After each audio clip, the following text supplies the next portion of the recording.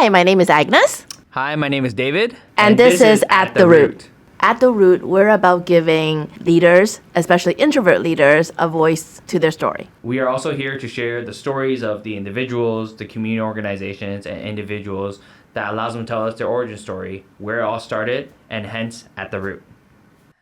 Agnes, I'm so excited about our guest today, and I'm gonna take you back to a bit of a memory, down memory lane. Do you remember when Jeremy Lin was around in Linsanity? Oh, love him. Love him. Do you remember the game in Toronto on Valentine's Day where he hit the game-winning shot in front of the crowd? I was watching on pins and needles. I'm like, what's gonna happen? Are we gonna win the game? And as a New Yorker, I was like, I want New York to win. As a Toronto guy, I want Toronto to win. As an Asian guy, I was just proud. I was so conflicted. I didn't know what was happening in my brain. But what was that moment like for you? The thing is, for me, I watch a lot of hockey, watch basketball, a lot of baseball. But I find I'm just a Toronto sports fan. Mm-hmm. Like, I'm not a Leafs fan or a Raptors fan. I'm a Toronto fan. So that moment for me, I was like, oh, I want Toronto to win. Mm-hmm. But for me, like, I'm so glad it hit the shot because I was like, for a moment there, I'm a proud Asian, man. Yeah, proud Asian. And just the run he went on with the insanity and everything that happened, going one-on-one with Kobe Madison. I don't think we're going to see a run like that, and maybe controversial, but I'm going to say it was one of the craziest runs I think we've ever seen. Yes. Forget being an Asian athlete, being an athlete Yes. that we've seen in a long time, and that was incredible. But I'm super excited to share who our guest is today, and I know you're like, no, I wish, we'll get there. But any other guests, any other thoughts? Because we have someone equally as impressive that's built a lot for the Asian community and is really doing some really good stuff. Nothing yet. Can you give me more clues? They recently went through a rebrand. If they used to be at Night It Up. They still do celebrity games. He does a lot in that community. He's a former basketball player. Nice. So if that helps, so try to give it a guess. What was that organization called with the Asian basketball game? They went on a rebrand. CCYAA? Yeah. What is? Getting close. They did rebrand. Okay, give me more clue. Okay, so last year they did an event at the SLC where they're now growing. So it's now become more than a basketball game, right? Showing off different types of Asian cuisines, fashion, talks. So now it's expanded into more of a platform for the Asian community, more than just kind of the game itself. Oh, okay. I know. You got Clement. Ah, there you go. Yeah. So super excited to have Clement. And Clement, I'm super excited to have you on the show. Thanks so much for joining us today. No, thanks for having me. What a crazy intro. We try to make it fun, a little bit different. But Clement, we're super happy. We talked a little bit about the CCYAA branding that's happened last year into ARC World or ARC and the ARC World event, and that kind of moving it around. To get us started, I can go into intro and talk a little bit, but why don't we hear from you? Give us a little bit about yourself, who you are, and for the audiences that may not know what CCYAA was or what ARC is, what is it? What's the history of it? Give us a little bit of that. Right, yeah, we started in 1995. We were kids, basically. So me and some of my friends, and we were Chinese basketball players, and we didn't see a lot of people who looked like us. So we thought, hey, let's try and create an ecosystem for ourselves to be able to, enable our community to play. The funny thing is, starting in 1995, the other big thing that happened in Toronto in 95 was the Raptors season. Exactly, Yeah. First season for the Toronto Raptors, and the Toronto Star had an article that said, we're targeting new Canadians and youths for our target audience because they haven't picked a sport yet. Baseball and hockey already have consumed the mass audience. And when we read that, we're like, that's us. So back then, no internet, no nothing. I borrowed my dad's suit. We went down to Water Park Place at Bay and Front Street and knocked on the doors and said, this article you guys are talking about, that's what we do. And I have a picture of this. We got a meeting with Isaiah Thomas right away. So we told him what we do, and he's like, what can we do with you guys? And he introduced us to community relations. So our first basketball camp we ran was not just a Chinese basketball camp, but it was called Bell Raptor Ball. So it was a Raptors branded camp. We were the pilot site for it. So we first learned the value of sort of like co-branding, at an early age. And so the organization has taken all these types of twists and turns and kind of grown and grown. And we just recently had a rebrand last year. And the reason we switched from Canadian Chinese Youth Athletic Association, which is a mouthful, and we came up with that when we were kids. We weren't thinking about brand or anything like that. But when we look at our current base of volunteers and our participants, they're not all Chinese. They're not all youths. And the stuff we do is beyond athletics. Like you mentioned, we're doing food, we're doing film, we're doing entertainment and things like that. So we thought the name change was time and the opportunity was right there. So we took it, and that's kind of where we are today with the organization. Mm-hmm. And I did not know about Isaiah Thomas, so I got to see that picture and a young version of you. There was hair. I was just going to ask, was there hair? Clement sounds like he started like when he was 5. I'm not gonna age myself, and we did have some people that were like a little older than myself. David Kuo was the first president, so someone like that was there to help mentor and guide us. But it was neat seeing. You talk about a guy who loves basketball and grew up in the 80s and 90s having no NBA here. So you're looking at these people like gods because you've never seen them in person. And the crazy thing is, like, I eventually did get a job working in the NBA and with the Raptors, where I was their play-by-play announcer in Chinese for the late 90s to the early 2000s. And that's when I got a chance to meet Michael Jordan. And so as a kid who grew up... Of that? I actually, somewhere on VHS, I have CNN footage of me behind him.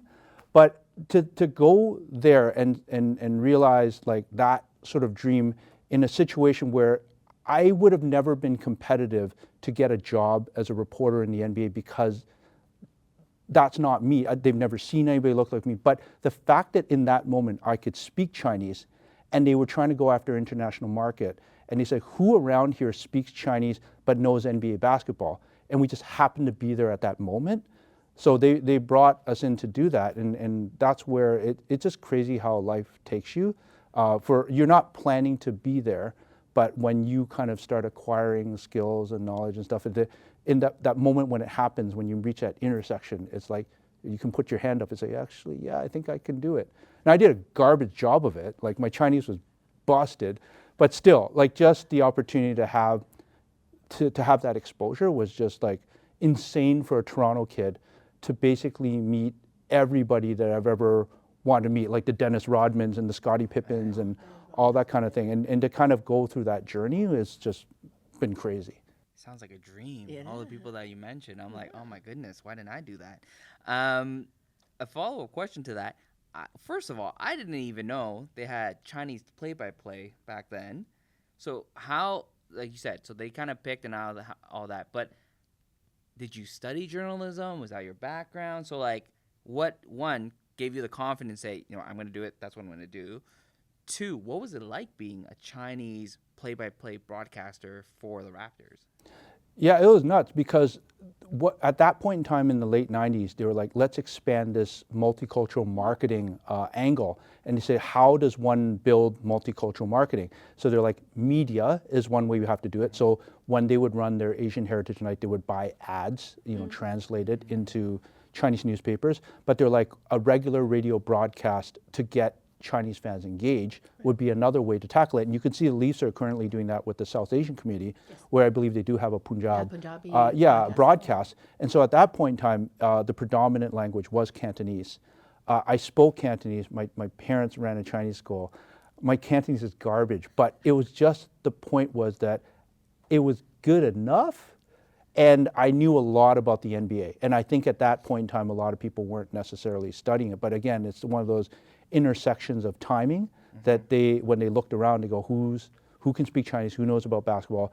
And they partnered with Fairchild Television at the time to do a magazine show. So I was also working on that, but we also worked with Toronto Chinese Radio to do the live play-by-play. So they would run it with a play-by-play guy that was fluent in Cantonese, and he would use a lot of soccer terminology because that was his background.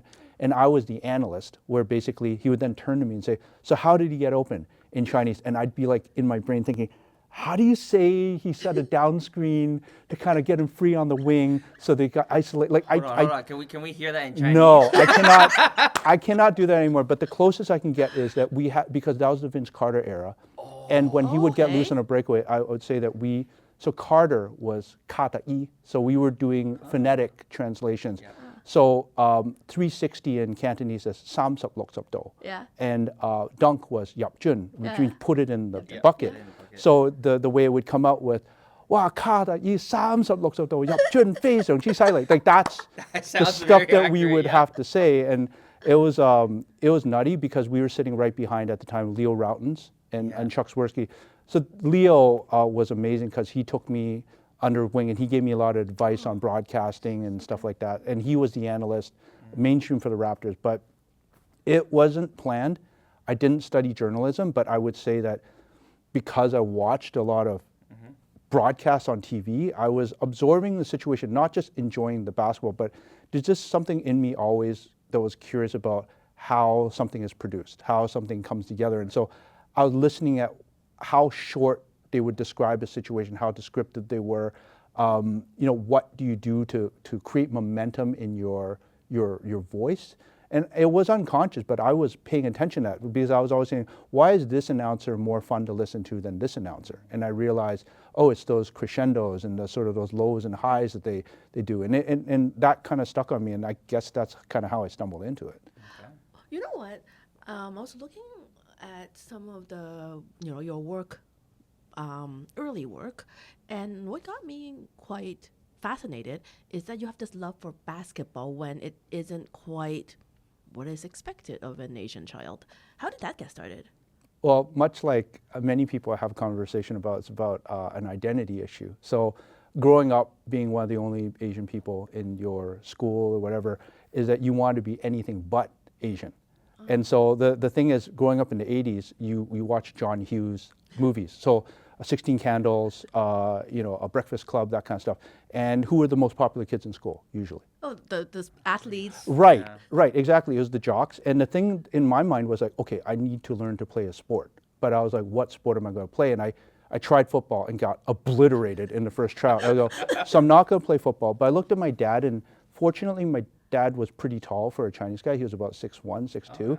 And I was like, I think I'm going to be tall, so I'm going to try basketball. And the funny thing is, I was taking piano lessons at the time, and my piano teacher was trying to teach me about music history. And she was explaining to me the concept of genius, because she was trying to prepare for writing essays for music history. We were studying Mozart and Beethoven, and she was trying to explain to me, and I didn't get it. So she gave me, no joke, a book about Michael Jordan and a book about Jimmy Superfly Snuka, who's a wrestler. And I read these things, and the Michael Jordan thing, because I had not watched basketball, but I read a book about him first. They talked about a man that could fly, and a man that could do all this stuff. And I was like, what is this? Because the only thing I understood was the Harlem Globetrotters.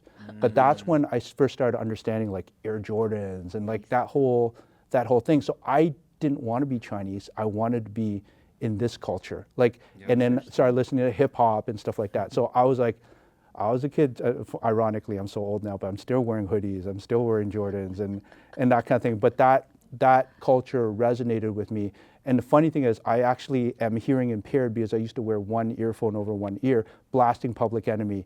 And I've damaged my hearing. But hey, that was the culture I grew up in. That's what I wanted to be. And so with that sort of cultural identity issue, and it's funny, I talked to a lot of people who grew up around the same age as me, everyone wanted to be something else. And it's like later in life when you start understanding that the things that you were ashamed of or scared to reveal simply out of defense mechanism, you realize it's something that you actually want to embrace, because you're like, this is actually cool stuff, and this is stuff that we should celebrate. And that's why, like, I think that's what drives a lot of what I do today. It's not just within our Asian community, but it's important to celebrate other people's communities and get immersed in their community so you understand what they're about. And in that way, they feel like they would want to give them the initiative to come into your community. Because if you just want to just spit out your culture to other people, it's not reciprocal, right? So that's kind of like where the background came from. I find it really cool that, like, I know a lot of doors, it seems like a lot of doors opened up for you because you simply don't say no to stuff. Like, and I find it very fascinating because most Asian parents are like, oh, that's not part of school. Let's not waste time there. Or, oh, that's not going to get you an accounting job. Let's not waste time there. What is your relationship with your parents like when you're growing up? So make no mistake, they were not in favor of any of that. But thank goodness they gave me the latitude to figure my way out. Like my older sister was the very opposite of me, academically inclined, went to the best schools, became a doctor and stuff like that. And I just really did not know what I wanted to do. And the irony is that I did go to York. I had 5 majors in 4 years because I kept getting academic suspension because I wasn't meeting criteria for each one of the programs. I somehow graduated. I don't know why, but while I was doing all of the stuff, while I was kind of attending school, I was doing nonprofit on the side the whole time, and I'd say that melding between I thought at the time the academic lessons I learned weren't important. That's why I was barely going to class. But in hindsight, I was like that blending of the community and practical experience blended with the theoretical that I was learning in the academic environment. As I got older, I realized where that stuff comes together. And I think that that's where, for myself, like I personally needed that. And my parents at first were kind of like, what are you doing? Like, why are you so basketball obsessed? How does this help you? And the irony is, as we get in later about like my career and stuff like that, it actually ridiculously helped me a lot in terms of my main career. So no, the parents were not necessarily supportive of what I was doing, but I found a way to make it relevant and a useful part of my life. And how do you navigate that? Because I resonate with that, because I think there's a lot of Asian kids growing up, Asian parents are very specific with what they want their kids are. There's a very specific path you're supposed to take. This is what you're supposed to do. It's very guarded. But to your point of like wanting to do things a little bit different, like how was that process like, and how did you feel? And was it something you could communicate? Because I can see being a kid growing up, you're like, I'm being told X, Y, Z, but now I don't want to do it. How do I have that conversation? How do I actually even go to my parents? And, in our culture, pride is a big thing. So you don't want to disappoint them. Like, can you just walk through your thought process back then and even reflection now? Like, what was that like, and how did that opening up? There was no thought process. Like back then, it's just straight up, you're doing something against your parents' wishes. They're constantly questioning you. And it's one of those things where you just shrug your shoulders and you kind of move forward. But I would say that if I were to look back at it, what I should have done was basically explain to them what the goal in each situation was and what I'm going to get out of it. And hopefully they can understand that at least I have a structure towards it. Because, I've worked in tech project management before, and our boss, everything's always behind schedule. And the thing is, sometimes that's okay, as long as the bosses know what is your new projected timeline and what are you doing to adjust to the situation, to fix the situation. So it's always progress and status reporting, but that's kind of one of these ways that I think alleviates parent stress, because you're kind of like, this is the new baseline I've set. Yeah. These are the things I'm doing as part of it. And it could be basketball related, it could be anything, but you can see the outcome sort of meets maybe something that you hope that I become. And in hindsight, that's how I would do it. But when you're young, you're not thinking about this kind of stuff. Like I was admittedly, I was living in my parents' basement until I was in my late 20s, my early 30s, because working in basketball, there's no money. At least back then, there was no money. And so I had a lot of free sneakers. I had a lot of free gear and stuff like that, but that doesn't pay the bills. Yeah. But eventually I did realize that I had an academic shortfall because I didn't really do much in my undergrad. So I went back and did my master's in business, came back out, and that's when I sort of entered, working in telecom and tech and stuff like that. And so it all kind of comes back to what your parents originally wanted you to do, but I still managed to keep my passions alive through the nonprofit. I love it though. I think you gotta have a balance of both, right? I'm a very, I am every parent's dream. There's I one of us. do, Modesty. I do as I'm told. I'm that Asian model, but sometimes I wonder, on hindsight, the other way around, right? Yeah. Whether I've missed stuff, instead of just studying math, could I have been a ballerina? But I wouldn't know, because I was told to do something and then I wouldn't even give it a second thought. Yeah. Yeah, I think that's kind of, you either go one or two ways. I feel like as an Asian youth, it's either you listen and you follow it to a T. So to your point, my sister, same thing. Sister, doctor, PhD, master's, golden child of the family, black sheep, horrible grades. Wanted to do a startup. My mom thought I volunteered for years and didn't have a job and didn't have a life. And then similarly, I was like, I'll figure it out. Just let me be. But you think about if they're immigrants, Yeah. there's naturally a risk aversion because they risked everything they have to get here, and so they're like, sure as hell my kids are not going to go through the same path that I went through. So they're going to err on the conservative side, right? So it's that's the way they show their affection, I think, to basically say, I don't want you to suffer the way that I suffered, right? So I think that's their intention. But like you said, it comes back to the communication around. They're not going to say that necessarily. They're going to say, we think the best path for you to not suffer like us is academia, the maths, like that kind of, the STEMs, that sort of thing. And I think that, like you said, that at the bottom of it, at the most fundamental about, as long as you survived and you're happy and you didn't go down this really bad route, I think that sort of is inherent in what they would hope for you. And I think that when you reach adulthood, if you do reach that milestone of being a happy and fulfilled person, that's all they can really ask for. And just understand that, yeah, some kids will have a good path, like our older siblings, and then other ones will have a bumpier one. But I mean, their parents will also know at that point that the bumpy path ultimately shapes who you are, and that if you're able to get to a place, then you needed that at that moment. And build on the path that so we've gone down the path now. So you were at York. I didn't know that. You went back, you did your MBA, you did telecom, you did.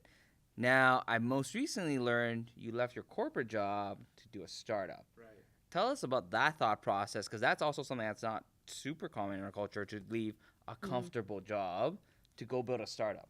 Especially when, if I can say it this way, it's like you have a family. You're a little bit later in your life. Like, there's different nuances than, like, fresh out of school. Who cares? Let's do a startup. So walk us through that process and, why join a startup now? And what are you most excited about that? Yeah, so that was a psycho process because both me and my wife have had very stable corporate jobs. And what had happened was my wife was in consulting, and then she went into private equity, and we had 2 young kids, and she wanted to raise her kids and realized that in that industry she could not. So she made the decision that we talked as a family, and she's like, I'm going to leave my job without a plan.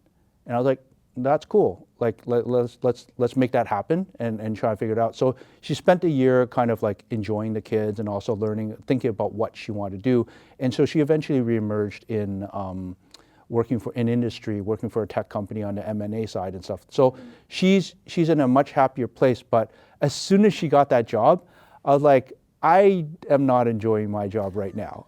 And I worked basically for a manufacturer of telecom products that we were selling in Canada. And with the economy being what it is, I could see the writing on the wall in terms of, like, if you're making a cell phone, at one point, every year I want the latest device, And the challenge was that in this marketplace, we were like, I'm going to hang on to it for 2 years, 3 years, 4 years. And so when you're doing business development, you're being measured on those sales. And every manufacturer, Samsung, Apple, whatever, everybody was on the decline. And so I was like, this is going to be a rough market for these types of consumer devices in the next little while. So I wasn't really feeling it. And so I thought I would leave my job. And I thought to myself, the type of skills that I have, which are pretty nebulous, but it leans towards marketing and business development, like, man, I'm going to be unemployed for a while. Like, the market's pretty rough. I don't know any of this AI stuff. Like, I'm kind of in trouble, but that's okay. I'm going to figure out my career like my wife did. I'm going to maybe go back to school or whatever. That was the thought process. But then as serendipity kind of happens, there was a company that was doing motion capture tracking for the purpose of sports performance that gifted my nonprofit with some technology. They said, your kids can use it to improve in sports and stuff. And so, being a guy who's thankful for getting a gift, I started referring to business just as being a nice guy. And they're like, how do you know these people? And I was like, oh, it's because I work in nonprofit and I work with these sport entities. And they're like, so what are you up to? And I said, I'm unemployed. And they're like, wait, what? I was like, yeah. And so that's how I ended up joining the company. But it's just a different kind of animal because you feel the pressure of, like, if you don't work, there's not going to be any food on the table. But on the flip side, though, the wonderful thing about entrepreneurship is that it gives you the freedom or the flexibility to pursue some other stuff too, especially if it's synergistic. Because I work in nonprofit and sports. My day job, my paying job is that I work in analytics in sports. And so therefore, like, I inherently have this natural thing going on. It's not something I could have planned, but it's neat when the worlds come together, because when I was working at a telecom, I was kind of hiding the fact that I was running this extensive nonprofit from my day job, because it's viewed as a distraction. Sure. And then I got moved off of one team and became the head of multicultural marketing for a small business at this telecom. And it was the first time in my life I didn't have to hide it, because my bosses were like, those contacts you have in the Asian community, we need that as part of the marketing plan. So I was like, there is a world where I can do this stuff, and it actually can come together. But then that mandate changed, and so I left the company at that point in time. But I'm now back in a place where I could see the outside of work experience and the work experience is actually coming together. It's been a lot of fun. Yeah. No, I truly believe, like, you know, when it comes together is because you were able to spend so much time trying to open up that network. And I think what most youngster,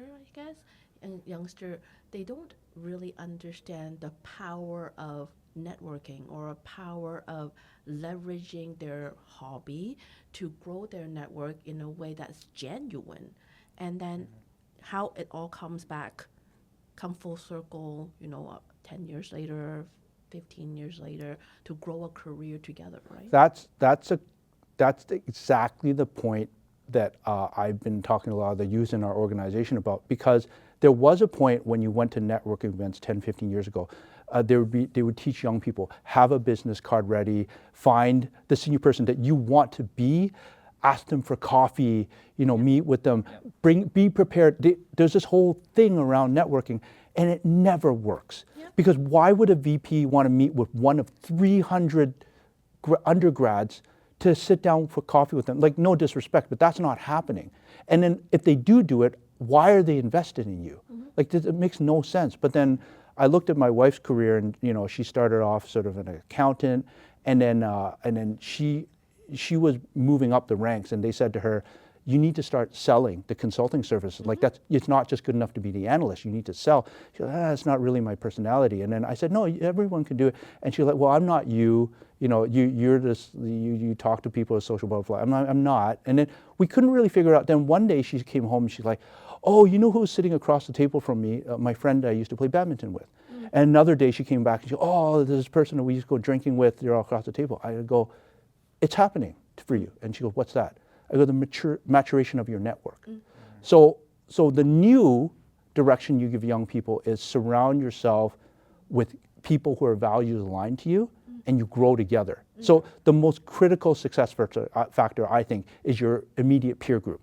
So find people that you are aligned with, and you will find that people, if they're good, they will all find good opportunities, and you'll just all rise together. So that's, like, what you said is exactly it at this point. Well, I also like like, I don't want to go out networking for the sake of networking and shaking hands, right? Like, you have to find common interest or some sort of, like, the relationship growth has to be genuine. And it's so draining, I think, for like, I don't know. I remember being a student, taught that. Get a card, go out, do this. It was draining. You're kind of number counting in your head. Like, how many people did I talk to? Did I get this? Did I get this? And when it doesn't happen, you're like, oh, I failed.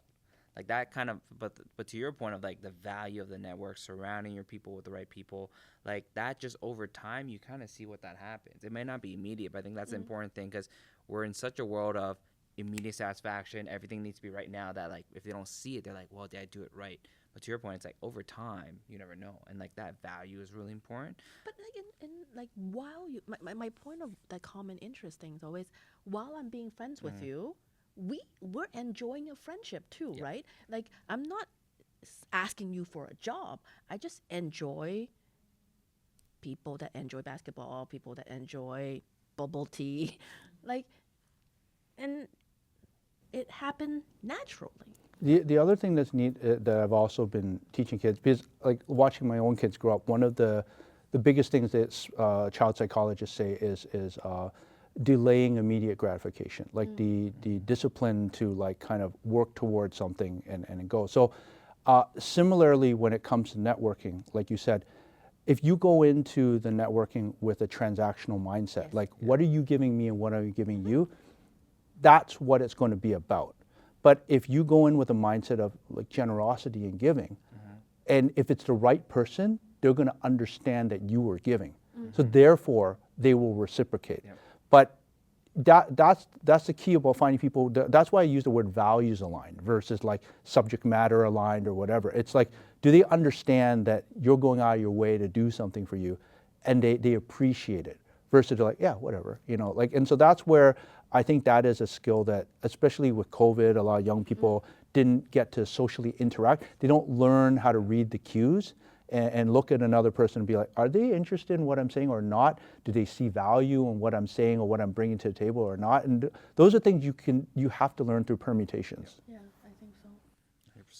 100%. So I know we talked a little bit about your personal career and all those things. I'm gonna switch gears back a little bit. So you talked about the Bell Raptors camp that you used to run, right? So talk us through how that led to your nonprofit. What was CCYAA and now ARC? Like, how did that lead to eventually? Because you mentioned they started way back. It's not something that's new. So how did that first Bell Raptors camp lead to what is now ARC?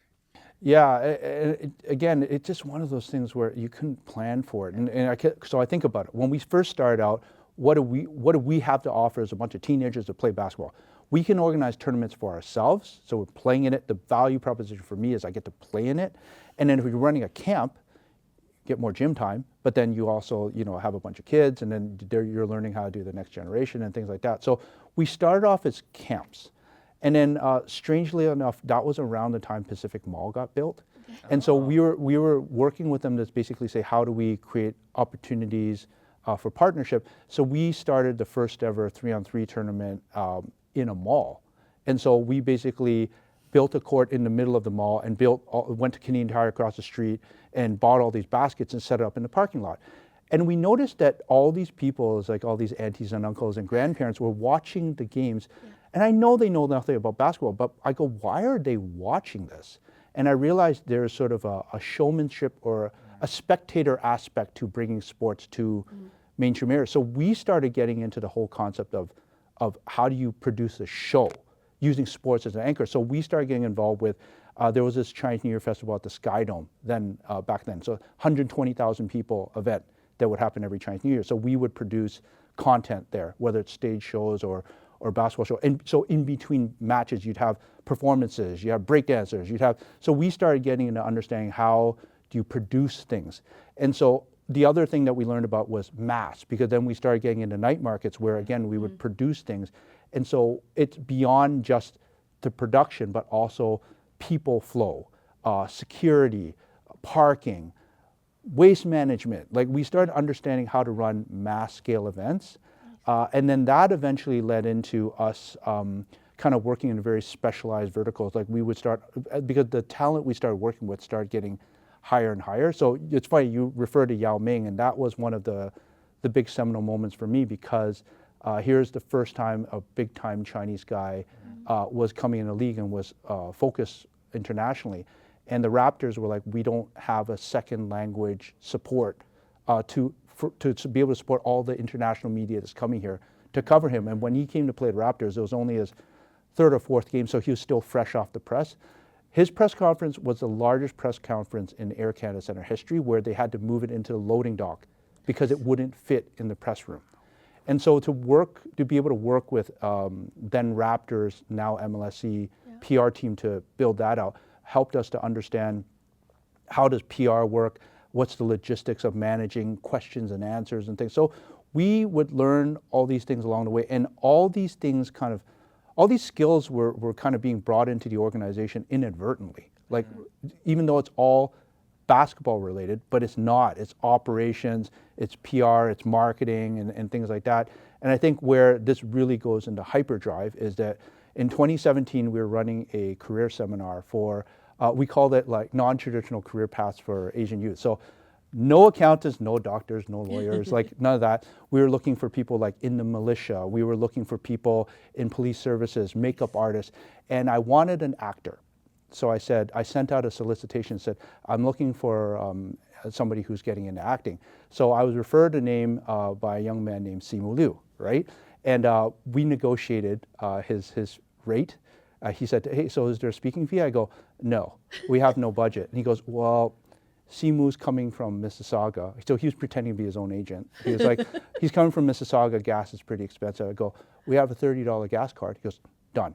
So I closed his first appearance for a $30 gas card. He came and wowed the kids, and that was when he just got into Kim's Convenience. Yeah. And then I think the rest is history in terms of he just had this meteoric rise and has kind of pulled us along with him. But there's no planning that we could have done to say that how does a nonprofit entity work with a Marvel superhero? Right. Like there's no playbook on that. But when I think about the 20 years prior to that, where we're doing events, we're doing PR, we're managing basketball players, we're all that stuff, I was like, we're ready in the moment, to the point where when Shang-Chi was launched in Canada, they were asking, like Marvel and Disney was asking, we need a local entity to run the premiere. Yeah. So the natural thing would be to go to a film entity. And Simu goes, no, Canadian Chinese Youth Athletic Association. And they're like, why is a basketball organization running a premiere for a movie? He goes, trust me. And so we ran the premiere. We bought out Scotiabank Theatre, downtown, had every theater full amidst COVID, and then ran the after party, a Chinese basketball organization. So that's where it's like, you can't plan for this stuff to happen, but that's the evolution path that we took to kind of get here. But that's in alignment with the rebrand Yeah. too, as well. You are close to Simu, sounds like. So how are you guys synergetic that way? Well, it's funny because like it's very Neanderthalish, because when I first met him, it's like, oh, what do you like? I like basketball. What do you like? It's like, I like basketball, so let's be friends. Like that's basically how it happened. But it was neat because I had worked with him early on, where just as friends, basically if there was appearances that might happen in the community, we would bring him out. But where it really became interesting was I don't know, something in my gut just told me, I was like, you need to meet Jeremy Lin, because I feel like there's just something here. And I don't know what it was, but in 2019 early, like I think it was like November, December, Jeremy was playing for the Atlanta Hawks and he came into town. So I asked his team, I said, can we do a podcast with this guy from Kim's Convenience? And we never done a podcast before. And then they're like, he has 30 minutes. He's going to be at the Ritz-Carlton, so you guys need to figure it out, but he's got 30 minutes. Like, done. So we got our friend to get a family and friends discount. We rented a room at the Ritz-Carlton. We set up a mini studio in there.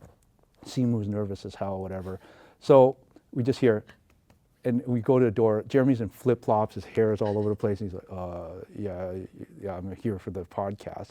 And then it was funny because Simu was like, yeah, so I heard that you're a fan of Kim's Convenience, and Jeremy just strips it. I've never seen it, but my manager says it's great. So it's just hilarious that that's how they started off. But then after we did the podcast, 2 weeks later, Jeremy gets traded to Toronto.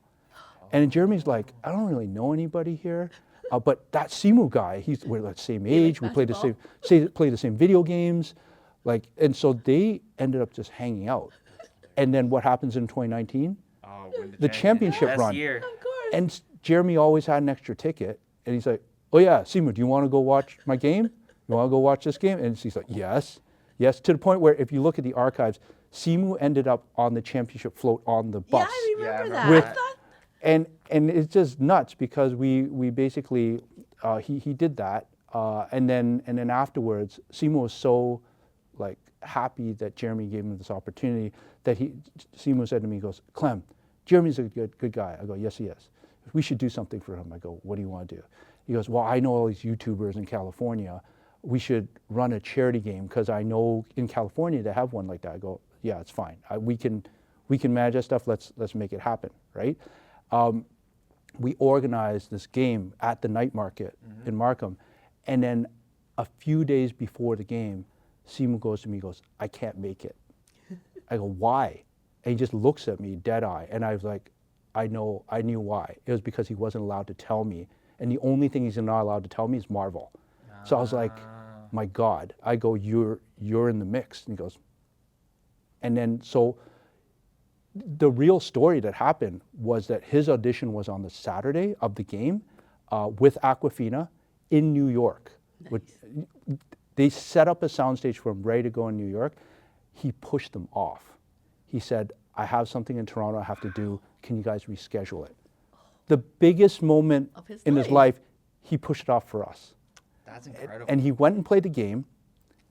He said bye to his friends on Saturday night. He flew down to New York on the Sunday, went into the audition early in the week, couldn't tell anybody anything.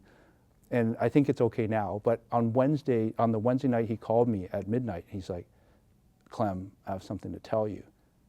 I go, you got it. He goes, how do you know? I go, because if you didn't get it, you wouldn't call me here at midnight on a Wednesday. And then the next thing you know, the following weekend, right after Celebrate, he's being announced to the world as Shang-Chi at San Diego Comic-Con.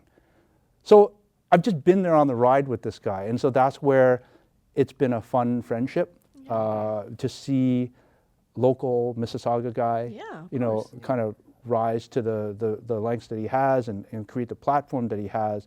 And knowing that he knew that I was in this game of representation in the 90s. So he knew I was about it, right? And that's where I think we had a real synergy, because I wasn't doing it to clout chase, to try and you know, ride his coattails. It was like, here's an opportunity for us as a community to all rise together. And you're part of this, Jeremy's a part of this, and a lot of the other people that are contributing to the community are part of this. So that's kind of where our friendship started from. Yeah, and to your point of value aligned, like it sounds like it started there. It started right way before all this. You were value aligned from the beginning, which is really incredible. Well, and genuine, right? Yeah, and super genuine. I mean, just the fact that like he was even before Kim's Convenience, a $30 gas card. That's what's gonna get him Best there. gas card ever. Yeah, looking back, you're like so worth it. I'd do it again. But I think the other thing I picked up on too was just you were fearless in kind of the approach of just reaching out. Yeah. You're like, who cares? Let's try.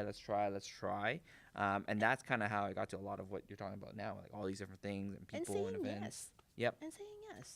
But it's, I'll be honest with you, the confidence part, because of our Asian culture, is hard. So I'll tell you like a story. When I did my first reporting gig with the Raptors, it was the second year of the Raptors. I went in to interview Damon Stoudemire, and we had just drafted Marcus Camby, who is a good player.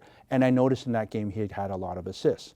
So I asked the question, I said, hey, Damon, now that you have a great second option, is that something you're more proactively looking for, whatever? And he yelled at me and went off on me in front of all the other reporters. He goes, check the stats. I've always been a guy who looks out for other players.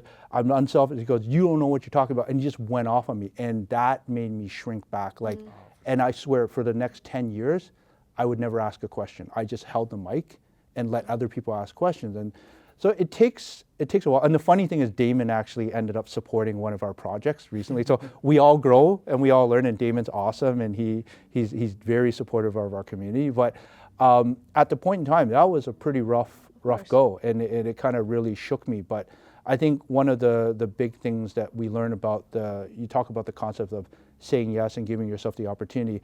The biggest thing I think that young people need to know is the comfort in saying I don't know. And not feeling that you're dumb. Yeah. Because you gotta understand that in your life experience, you know something that the other person doesn't know. And the same thing vice versa. So just because you say, I don't know, doesn't devalue who you are as a person. It means you need to actually make the effort to explain to me in a way that I understand. Sure. But guess what? I have experiences that you don't have, and I have value to bring to the table too. And I feel like that's one of the moments that kind of really changed my life for me, because I was always very fearful to voice up, you know, especially in corporate environments where I didn't see a lot of people that were like me. Yeah. It was hard to speak up, but I felt that once I gained that confidence to say, I don't know, why don't you tell me? No, why don't you explain it to me in a way that I know? I felt like that was very empowering. Absolutely. But I think that's also a maturity thing, though. I think when you're younger, it's much harder to say, I don't know. But when you're older, you're like, I don't know. Right? It's a different it's a different way that you carry yourself too. Well, it's the ownership of communication. Like you think about what's the purpose of communication is that you explain something to someone so you get an outcome. But if you're not explaining it in a way that get an outcome, that's actually your failure as a person projecting the communication, right? So I think that that's where, like, with our organization now, we have like over 100 volunteers. It's like, and there's always communication problems because people come at varying levels and stuff like that. But it's always like, how do you come in with the mindset of thinking, what is the other person receiving it, and how am I going to say it in a way that they're going to understand so that they get the outcome we want, right? And I think that that's like a pretty critical skill, which being an older guy and like understanding that the world is in text now and probably in some other type of code, but it's important. And I think that you don't learn that skill unless you're kind of in a face-to-face environment. 100%. Things get lost over text all the time, and I think it's something that people need to work on. Speaking of ARC, we talked a little bit about the events, how it's evolved. It's funny you mentioned the 3-on-3, and that brought me back because I remember seeing those at Pacific Mall and being like, I want to play in that. When can I play in that? Now I was a kid back then, so I was like, these guys are too good for me. But coming back to kind of where ARC is now, last year I would say there was a big leap from just celebrity game that you were doing to now there was the talks that was happening, there was the food, there was so many different types of representation of the Asian culture that it's grown. Can you just talk us through the rebrand that you shared a little bit about with ARC and the transition into now being more than just about athletics, now being about the celebration of Asian culture as a whole, and what can we look forward to maybe? Yeah, so the roots of it is in the fact that we're a 100% voluntary organization, meaning that everyone who is putting in time there is not getting paid. So how do you create this value proposition of like people giving you their free work, right? So the funny thing is, like, I think probably 15 years ago, I kind of looked at who was running things and I said, the vast majority of our team actually knows nothing about basketball, but they're really good at organizing events. They're good at marketing things and stuff.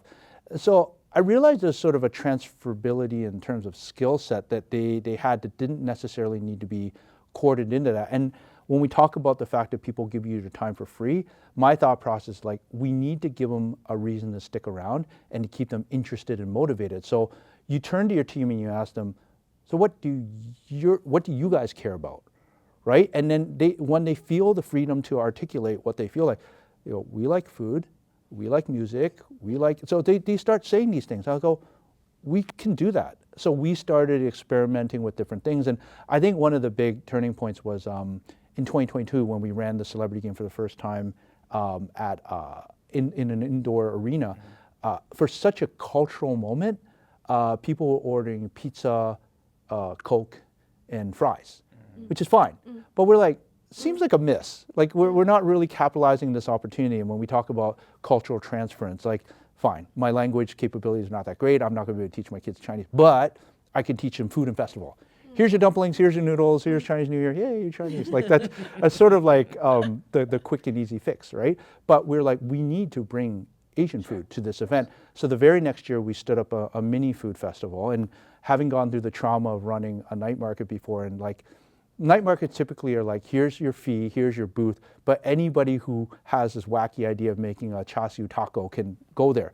But what that means is they're going to mess up the ice, they're going to screw up your electricity, they're not business owners. And we're like, how do we remove that pain from ourselves? And we realize we need professionals. So let's not make it big, but let's curate, and let's actually work with proper chefs, people who kind of really know what they're doing, and we're going to do it invite only. We're going to work very specifically with a very small handful of people, and from food that permeated into entrepreneurs and things like that. So we now built up this ecosystem where people come to our event, which is I would liken it to, like, at least I want it to be eventually like a Comic-Con, but instead of comic book culture, it's Asian culture. So it's like K-pop, anime, food, like snacks, that kind of thing. But we kind of moved towards that, and when we talk to our vendors and our partners about it, we're like, listen, we're not here to make money off of your booth rental. Like, we don't care about that.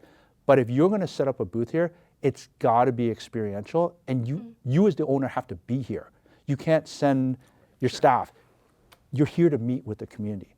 And so our partners have understood that, and they're amazing, because you've got like a Michelin bib gourmand chef like, Chef Nui from Pai, who's actually in the booth standing there. Like, you've got the owner of Hongxing doing a walk challenge with people who's actually there. Yeah. And this makes a big difference because when you're coming to our event, you're not meeting with just anybody who works there. You're meeting with the actual owner and you're having those conversations. And I think the funnest example was that there was a lady who made art and another lady who made puzzles, and they met at our event and they combined together to create a new puzzle, like a new product. And so that's exactly the kind of conversation we want to have. And we're at this point now where the convention is almost just as important as the celebrity basketball game, but it's something we want to continue to grow.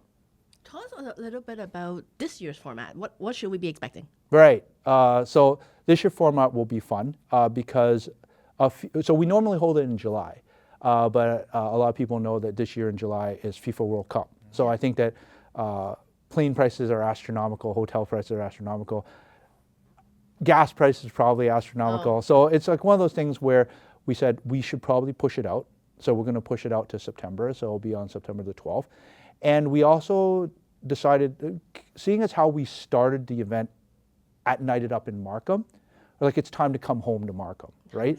So our thought process was like, we're going to bring it back here to the community where our community is, make their lives easier by having free parking and, just less craziness that is the experience downtown. We love downtown, but it'll be the first time since 2019 that we're actually bringing this event back uptown. And the city's just been like amazingly supportive.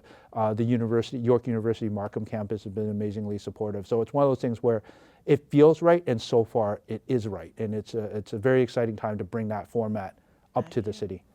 As a resident of Markham, as a cheerleader of Markham, that's awesome to see. But what's ultimately, if I were to ask you, what's your projection in 5 years? Like what does success look like in 5 years? What would that be? Yeah, so we're going through an unprecedented time, like just in terms of Canadian society and the world, basically, in the sense that, like, so I have 2 young daughters, and I read all the reports about what does their job prospects look like later in life, and the impacts of social media on young people and stuff like that. And kind of overarching theme of what we've been talking about today is about, like, there is value in the human interactions and the permutations of having conversations, whether they be awkward or comfortable. So our whole thing is that this platform that we're building is we're really wanting to find a way to bring the community together for a physical format. Like, you're here with us in this moment and you're here to be inspired. So you can look out on the court and be like, that guy has his own Netflix special. That guy is a Marvel superhero. That guy played in the NBA. That girl plays in the WNBA. Like, we want young people to get back to the point of, like, seeing things in person, not just on digital. Want them to meet other people from the community, having great conversations, and that's like what we want to get to. And so we think this first step of kind of moving it to the backyard of where our community is a very important step. But ultimately, because we are a volunteer organization, we're always looking to find more people to kind of help what we're doing. And if we can get to a point where we build a very solid team that's able to sustain this kind of momentum, then I think as a person who works, or heads the organization, that would be where I would be in a very happy place in about 5 years. But it really is about how do we get people back out and interacting and kind of meeting with each other. Yeah, and I think everyone's craving it. It's been so long we've been behind screens and all that. I think, like, in-person stuff, not only for the development, but just getting that energy back again. Like, there's nothing more I still love than going to, like, a concert or a game and, like, feeling the energy of the people. So I totally agree with you in that sense. We're going to start wrapping up, but, we're going to wrap up with a couple rapid-fire questions. First one, being a Markham resident, coming back to Markham, top 5 restaurants in Markham. Oh, man. Rapid fire. Yeah, that's tough. So these aren't restaurants, but these are my go-to. All right, so first Markham Food Court is like That the feels go-to. like a cheat code. There's like 10 No, places. but that's the fair, so though. what Wait, now I have a follow-up question to that. Yellow sign or right, right? that was That's the a next big one, and I'd say white sign because they offer noodle with their combo versus yellow sign is only rice. But So yeah, we got your top one. What's the other 4? I would say that I do like Heidi Lau. I know it's a very easy question, but hot pot is always fun. Oh yeah, of course. There's a neat place at Times Square called Sugar Cafe, which is on the second Yes. floor. I like Deer Garden for their soup noodles. It's interchangeable with Noodle Bar over at up there. So that would be like 4. And then the 5th one I'd probably have to say is I forgot what it's called, but there's a good Beijing duck place at East Beaver Creek Road that's pretty solid. But that's kind of generally the places I'm kind of frequenting in the area. Rice or noodle? Noodle. Oh. But that's the most anti-Asian thing about me is that I always grew up, like, I guess because playing sports, you never got home to eat with your family, that I had to make my own stuff. And so I knew how to make spaghetti and instant noodles. So that's where my diet came from. But yeah. No, I don't know. So when you make rice, do you do the ratios or do you do the hand? Yeah, I do the hand thing. Yeah. Yeah. That's... Favorite, since you did Chinese play-by-play, who is your favorite current and former play-by-play announcer for the Raptors? Oh man, like I guess for Raptors only or the NBA? Just do NBA. Like I mean, Kevin Harlan is really exciting as an announcer, and then as an analyst. So this is a ridiculously biased answer, but Jeremy just finished a stint on ESPN being and he did a fantastic job. So I think he has a career in that. I think we asked you earlier, but your favorite bubble tea. So I'm going to throw you a curveball on this one. The best one I've actually had is not even in Toronto. So it's owned by our good friend Phil Wong, who is known for Wong Fu Productions, and he has a restaurant out in San Gabriel, California called Bopomofo. Okay, so now we're gonna go into the Raptors. Yeah, we're gonna go Raptors. I'm gonna give you 2 names. You're gonna tell me which one you whether think more impactful, whatever you want to say. Right. But we'll go through a series of them, and you tell me. So we'll start off. We're gonna start with some names that are like not your average fan would know, and we'll get into the more popular ones. All right. So let's go with Fred Jones or TJ Ford. So I go with TJ Ford pre-injury because he was one of the quickest guys in the league. Yeah. So TJ Ford or Donyell Marshall? Donyell Marshall because he has the record. He had the record for the most 3-point. Yeah. Now Donyell Marshall or Terrence Ross? Oh, T. Ross. Like he has like really memorable highlights because like especially that dunk he did on like Kenneth Faried on the break. Terrence Ross, or we'll go with someone a little bit more current now. Scotty Barnes. Scotty. Scotty's an all-star. He's a two-way player, So yeah, I'm going with the current So kid. we're gonna go a little bit more introductory. These are more of the upper tier ones. Now you got Scotty Barnes or Chris Bosh. Chris, because he was food adventurous. And I remember we actually brought him to a restaurant in Chinatown, and he would eat everything. Chris Bosh, or I'm gonna go a little bit. Let's go Tracy McGrady first. Oh. I stick with Chris. Chris. Yeah, and I know T Mac's a better player, but man, he left also, us. he was huge in China. Yes, you are right. You are right. Okay, so Chris Bosh or Vince Carter. It's tough. Vince, for the impact he had on Yeah. generations, and I guess I was lucky to be broadcasting while he was in his heyday. So Vince Carter or DeMar DeRozan? It's gonna get tough. Vince. Okay. Vince or Kawhi? Ooh. Vince. Impact or okay. Vince, yeah. I know Kawhi won us the championship, Yeah. but the one and done just doesn't do it for me. That's fair. Yeah, but the cultural impact of Vince is just... He made us believe we could fly. Yeah. So, like you were saying with Michael Jordan, he was the other guy that you're like, oh, how did I do that? Vince or Kyle Lowry? Vince. Over Kyle. Yeah. Vince. I think this is hard. There's nothing This is really... gonna be the last All one. right. Vince or Jeremy Lin? Jeremy. Just because I'm biased. It's just... It was meant to be, because if he didn't move here, he wouldn't have become friends with Simu. We wouldn't have been built up the friendship and the relationship, and he wouldn't have seen what Toronto's about, which is like the Chinese community that really embraces him, which factors into the fact that he comes back every summer to do our thing because he loves the city. And he's seen what the city's about, and the fact that we run the Jeremy Lin Basketball School for him in his name in the city because of that relationship and that partnership. It was just meant to be. It's fair. I mean, it's in theme too. Right? We're talking about Asian leadership and kind of Asian culture. Like he's one of those in the most recent memories as an Asian athlete and as an Asian individual. You're like, there's so many proud moments, right? From winning, especially even in Canada, winning with the Raptors, being on there. I think he wore the T-Mac jersey with the Chinese writing. Funny story about that is that we were at his condo the day before the parade. And so we were just hanging out with my daughter and stuff. And he said to me and Simu, I gotta go. We're like, where are you going? He goes, I have to do my exit interview, I have to do my physical, and I have to pick up some swag to wear for the parade. And I was like, I'd already started working with Mitchell and Ness on stuff. And I said, what are you wearing? He goes, oh, I got the sweet throwback McGrady jersey I'm gonna wear. I go, I'm gonna do you one better. I go, I have this Chinese prototype in my basement. Do you want that? Was that a prototype? Yeah, so he was like, at first he was like, no, it's okay. And an hour later, Simu messages me, he goes, he wants the jersey. So then I run it over to them, and he wears it in the parade. And just social media goes ballistic. And so I texted Mitchell and Ness, I go, you looking at your social accounts right now? And they're like, what happened?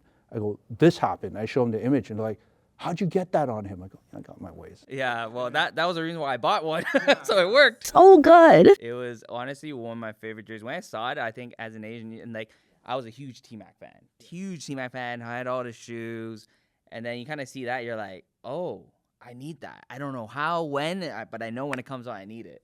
That was incredible. And I guess I'll ask the last question, which is if you had, this standard question of like, if you had one advice for Asian youth, Asian community, like what would that be, and what would be your message to them?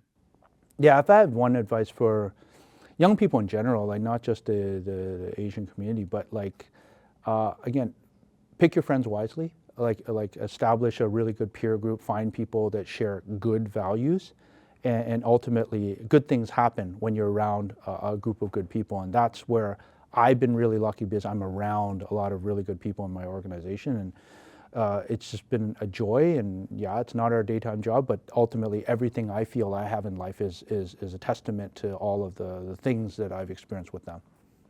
Clement, thank you for spending time with us today. Thank you. Such a great message for our youth. I learned a lot, and hopefully we'll see in September for sure. But thank you so much for your time and sharing those stories. And I think a lot of nuances. What I took away was, like, kind of do a lot and say yes to a lot of things, so you never know where it takes you. And like, life doesn't need to be this linear path that we're all told. It's like you'll make your way, but find the right people, surround yourself with the right people, value aligned. I think those are messages that's really good for anyone. It doesn't have to be for youth, or it's for anyone and everyone. So really, thanks so much for taking the time to come out today. Thanks really for having appreciate me. you. Appreciate it. Awesome. Well, thank you so much. Thank you for listening to the At the Root podcast. We're super excited, and please like and subscribe. And stay tuned for the next episode.